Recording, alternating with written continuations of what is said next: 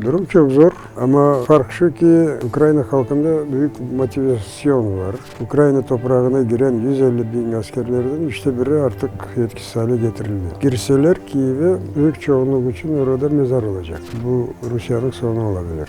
Rusya'nın ekonomisi böyle çok zor duruma düşecek. Belki de kendi askerlerini beslemeye kadar güçlü olmayacak. Biz Ukrayna olarak Türkiye'nin davranışlarından memnunuz. Kazakistan çekimser kaldı. Nasıl çekimser kalıyorsun böyle? Yarın saldırı yapsalar ne yapacaksın? Direnecek ve direniyor. Son 2 haftadır Ukrayna toprakları Rus işgaline karşı direniyor. Ama aslında sadece son 2 hafta değil. Ukrayna toprakları Kırım başta olmak üzere 8 yıldır Rus işgali altında. Kırım'ın milli lideri ve Türk dünyasının önemli şahıslarından biri Mustafa Kırımoğlu'yla bu konuyu etraflıca konuşacağız. Mustafa Ağa, öncelikle ana vatanınıza hoş geldiniz. Durumlar zaten belli. Geçtiğimiz hafta Rusya Devlet Başkanı Vladimir Putin gece vaktinde bir tarihi konuşma yaparak, tarihten bahseden konuşma yaparak Ukrayna'ya bir saldırı, işgali başlattı. O ilk anlarda ne hissettiniz? Aslında bu saldırı olacağını bekliyorduk. Biz bu savaştan 2 hafta önce bu Ukrayna'nın askeri istihbarat başkanıyla görüştük. O bize harita göstermişti. Hangi yoldan girebilirler diye. Çünkü sınırda 130 bin kadar Rus askeri toplamıştı. Boşuna toplanmadılar tabii. Onu bekliyorduk. Ve bizim düşüncemiz acaba hangi yoldan gelecekler diye.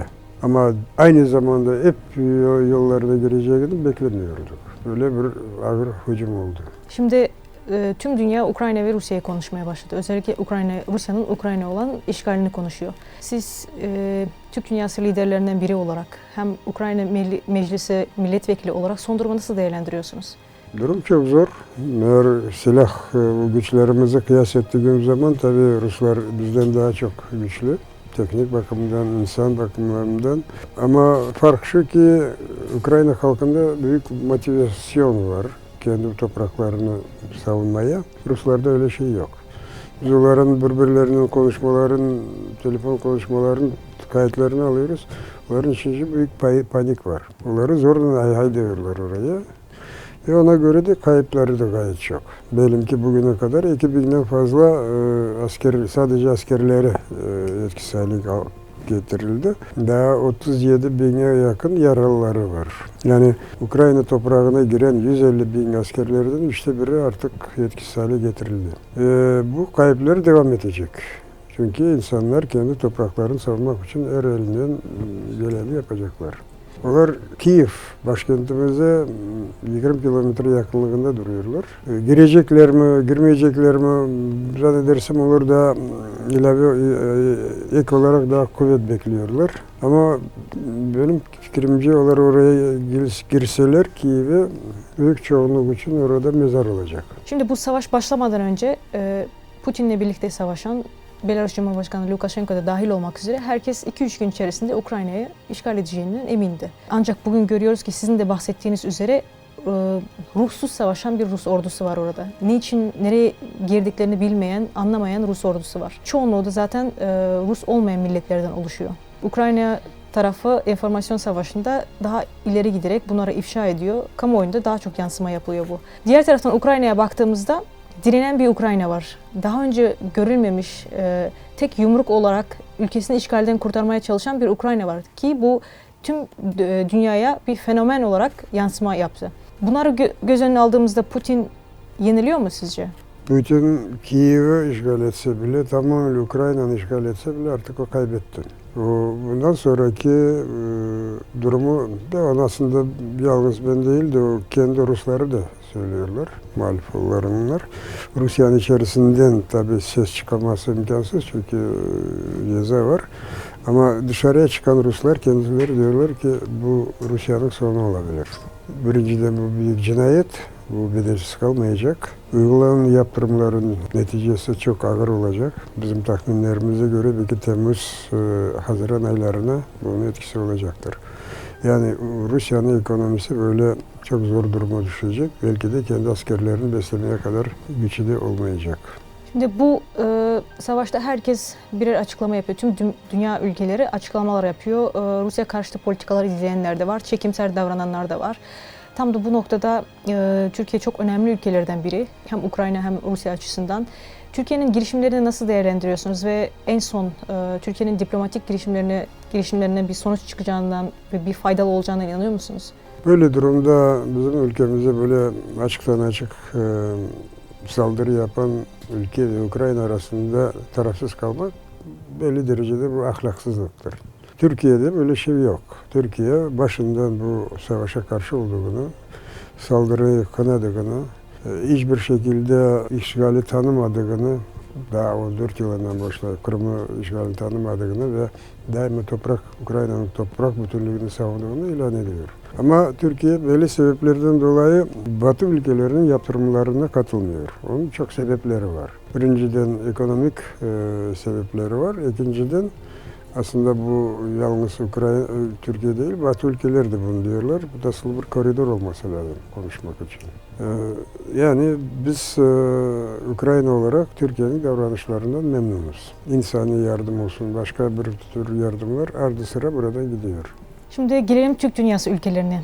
Türk dünyası ülkeleri sizin de daha iyi bildiğiniz gibi 70 sene boyunca Sovyetlerin baskısı altında kaldı. Çok büyük bir asimilasyona uğradı. 30 senede siyasi olarak Moskova'nın baskısı altında. Devletler tabii ki de Rusya'dan yana tavırlar sergilerken veya çekimser kalırken halk tabanında, yani ben bir Türk dünyası genci olarak etrafıma baktığımda, sosyal medyaya baktığımda inanılmaz Rusya karşıtı Ukrayna yanlısı tepkiler var, destekler var. Özellikle mesela Kazakistan medyasını takip ettiğimizde neredeyse herkes, halk tabanından herkes Rusya'nın Ukrayna'ya işgalini kınıyor. Sadece Rusya'nın Ukrayna işgali değil, Rusya'nın daha önceki Gürcistan, Moldova işgalini de konuşmaya başlıyor ve ağır bir şekilde tepki gösteriyor. Sovyetlerin artık mezarlığa gömüldüğünü hatırlatmak istiyor tekrar. Ve tabii ki de yani Kazakistan'da daha önce böyle bir tehdit aldığı için bu tepki, halk tabanından gelen tepki çok normaldir. Siz bu olayı nasıl değerlendirmek istersiniz? Halkın içerisinde gerçekten de tepki var da ama bu Türk ülkeleri dediğimiz ülkeler demokratik ülkeler değil. Kendi insanların duygularına, fikirlerine göre davranmıyorlar.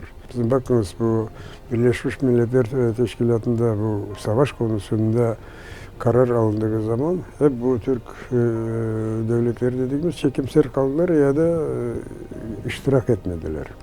Diyelim ki Özbekistan, Kırgızistan aslında gitmediler. Kazakistan çekimser kaldı. Nasıl çekimser kalıyorsun böyle? Yarın saldırı yapsalar ne yapacaksın? Maalesef böyle durum. Türkiye'den gayrı açıktan açık böyle bu kararı destekleyen Türk dünyasından olmadı. Sizce Ukrayna halkı direnebilir mi? Direnecek ve direniyor. Kayıplarını kıyas edecek olsak Rusların kayıpları daha çok. Çünkü bu Ukraynalılar kendi vatanlarını savunuyorlar. Bu derecede birlik hiçbir kimse beklemiyordu. Rusların propagandalarına göre onları çiçeklerine karşılayacaklar. Ama bakınız Harkov'un büyük çoğunluğu etnik Ruslar ve Rusça konuşan insanlar. Orada bile nasıl direniş var. Onun için bekledikleri olmadı ve olmayacak. Bizim bu parlamentoda o Rus destekçileri bir grubu vardı. Onların evet birkaç kişisi Rusya'ya kaçtılar. Kalanları diyorlar ki yok biz vatanımızı savunacağız. Yani Ukrayna tek bir yumruk olarak, tek güç olarak öyle ilerliyor. Ama ajanları gayet çok. Ben bakıyorum da onlar çeşit bu binalarda böyle neler işaretler koyuyorlar bombardıman yapmak için. Diyelim ki bizim o Kiev'deki Kırım Tatar Milli Meclisi ofisi olan binaya da koymuşlar. İyi ki o bizim istihbarat vaktinde bulmuş da o işaretleri almış ama Putin ardı sıra biz sivil neleri vurmuyoruz. Bizim bu Kiev'de olan ofisimiz büyük bir 25 katlı bina. Tek o meclise vurmak için bütün binayı vurmak niyetindeler. Evet, yani şu an savaş nedeni oluşturabilecek bir durumda değil diyorsunuz Rusya'nın. Yani şunu hiçbir sebebi kalmadı açıkçası.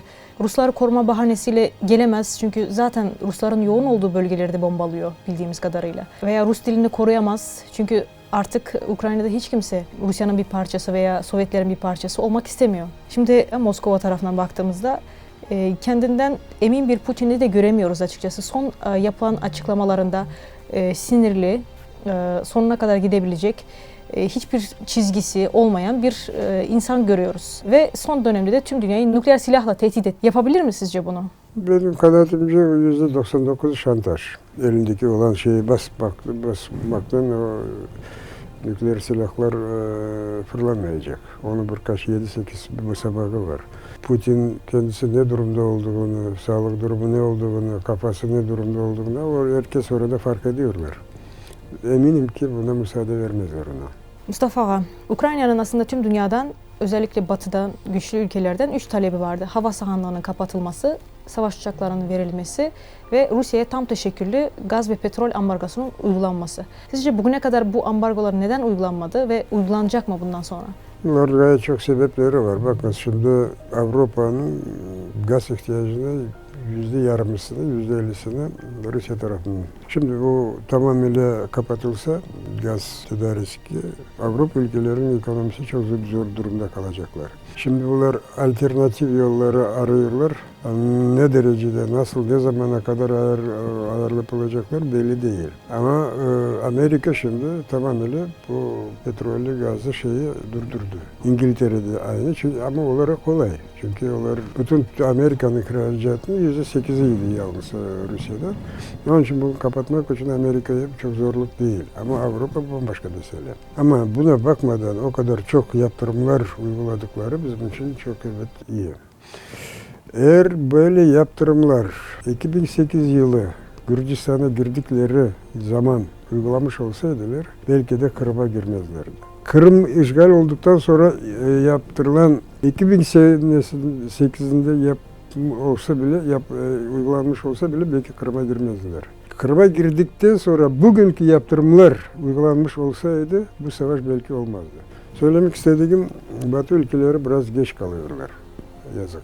Bundan sonra uygulayabilecek mi? Çünkü artık savaş onların da kapısını çalıyor. Yaptırımlar devam edecek. Aslında tarihte bu seviyede uygulanan hiç zaman böyle İran'a, Kuzey Kore'ye bile o kadar yaptırımlar uygulanmamıştı. Bundan çok memnunuz ama daha fazlasını istiyoruz tabii. Tamamıyla Rusya'nın yetkisiz hale getirilmesini istiyoruz. Şimdi Kırım meselesine dokunmak istiyorum, bizim için önemli konulardan biri. Kırım'ı alma sebebi aslında Ukrayna'yı tamamıyla Karadeniz kıyısından çekmek planı olduğunu Moskova'da saklamıyor. Bu yüzden Mariupol ve Odessa gibi şehirler çok önemli ve şu anda ağır bombardıman altındalar. Bu planı durdurulabilir mi sizce? Ukrayna Karadeniz'deki çıkışını kaybedebilir mi? Benim tahminlerime göre tam tersine olacak. Bu savaş neticesinde Kırım işgalden kurtarılması yolu da açılıyor. Çünkü eğer Rusya böyle durumda kalacak olsa mecbur olacak Rusya. Çünkü bu yaptırımlar Ukrayna'nın toprak bütünlüğü sağlanmayıncaya kadar durdurulmayacak. Onu şimdi Moskova'da da iyi anlıyorlar. O sebepten böyle şaşkınlık, ne yapacaklarını bilmiyorlar. Evet, bu savaş çok kötü şey. Çok insanlar, özellikle bu sivil insanlar ölüyorlar. Ama neticesi zannedersem Ukrayna için çok uygun olacak. Sizin bir meşhur sözünüz var. Hayatım boyunca Sovyetler Birliği ile mücadele edeceğim diye söz verdim ama Sovyetler Birliği'nin ömrü yetmedi demiştiniz. Şimdiki duruma bakacak olursak Rusya çok ağır bir yaptırım altında ve kendisini resmen 90'lı yıllara çekmiş durumda. Yani Putin ülkeyi nasıl aldıysa öyle bırakacak gibi duruyor. Bu uzmanların görüşü. Bu savaş Rusya'yı durdurur mu? Durdurur değil de imkanları sınırlı olacak. En önemlisi burada Rusya ekonomisini yıkmak. O zaman her şey yerine gelecektir.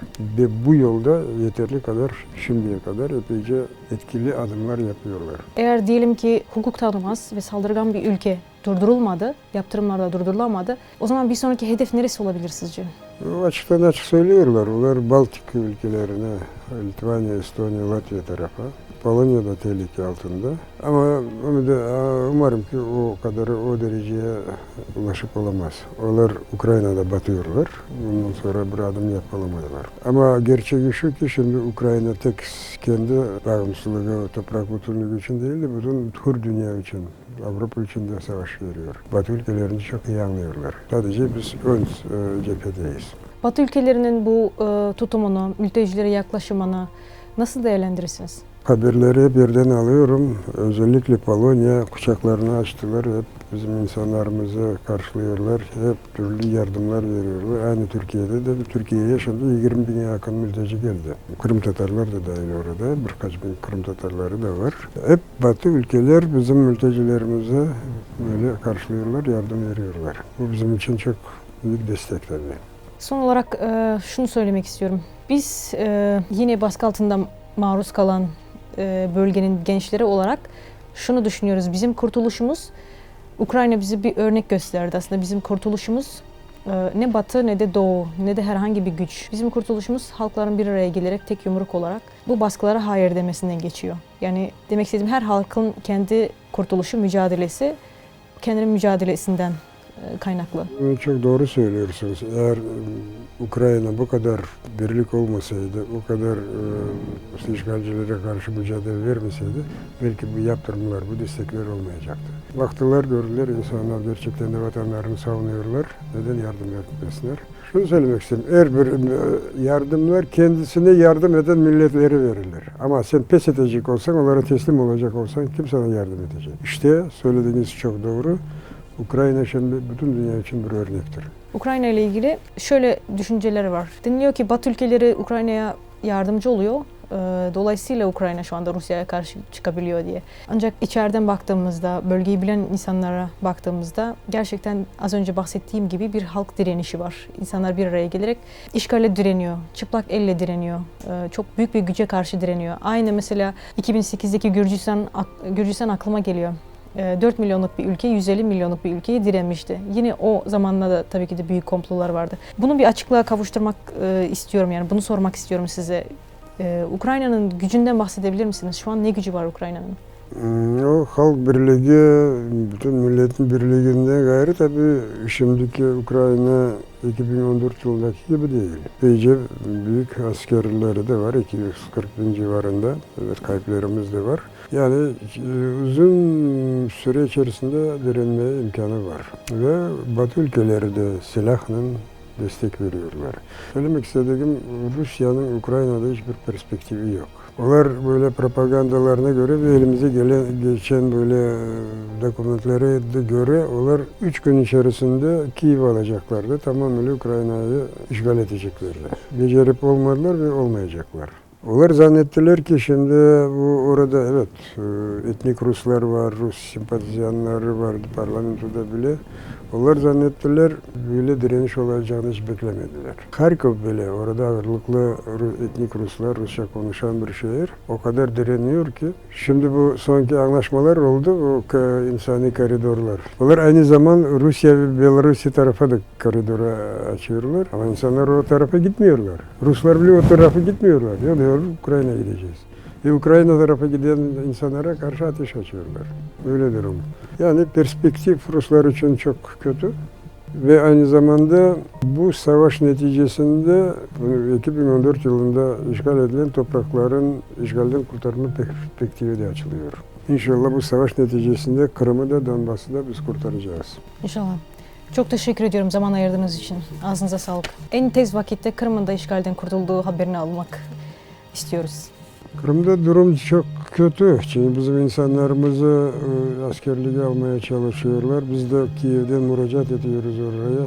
Kesinlikle gelmeniz buraya. Burası cehennem. Gelseniz ya katil olacaksınız ya ceset olacaksınız. En iyisi ne ceza verecek olsalar orada kalınız. Demin yarım saat önce telefon açtılar.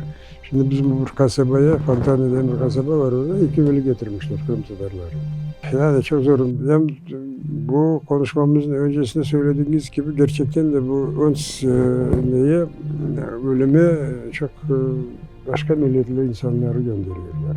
Bu cesetlere bakıyoruz, dokümentlere bakıyoruz. Başkırgızistan, Tataristan, Kırgızistan, Hakkaslar, Buryatlar, Dağıstanlılar. İlk önce onları ölüme gönderiyorlar. Neden böyle yapıyor sizce? O bir taşla iki kuş dedikleri zaman işte aynı zamanda o aktif gençleri ediyorlar.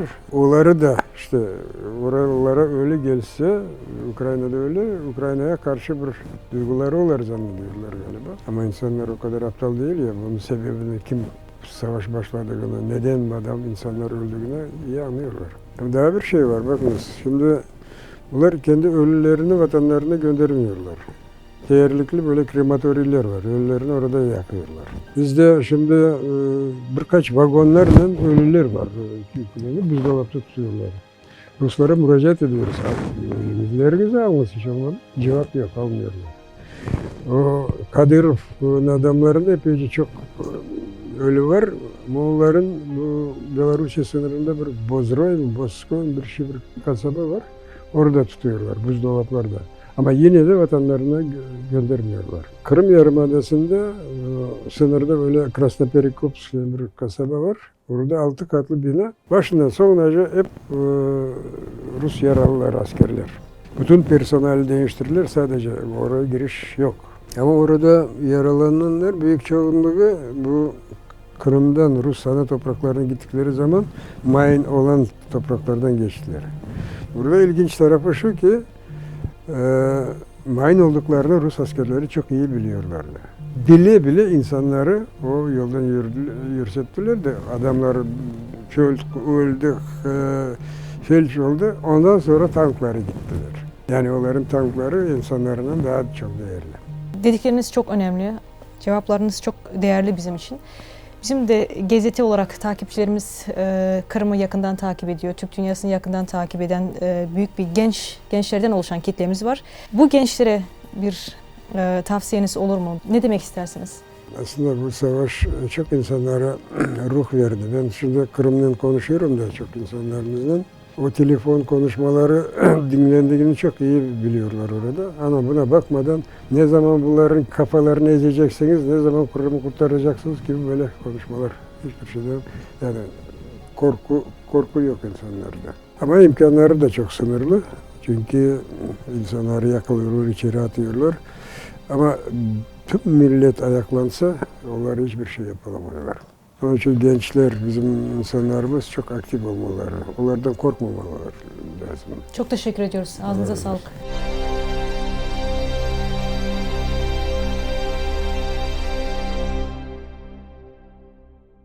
Son 2 haftadır Ukrayna toprakları Rus işgaline karşı direniyor. Ama aslında sadece son 2 hafta değil.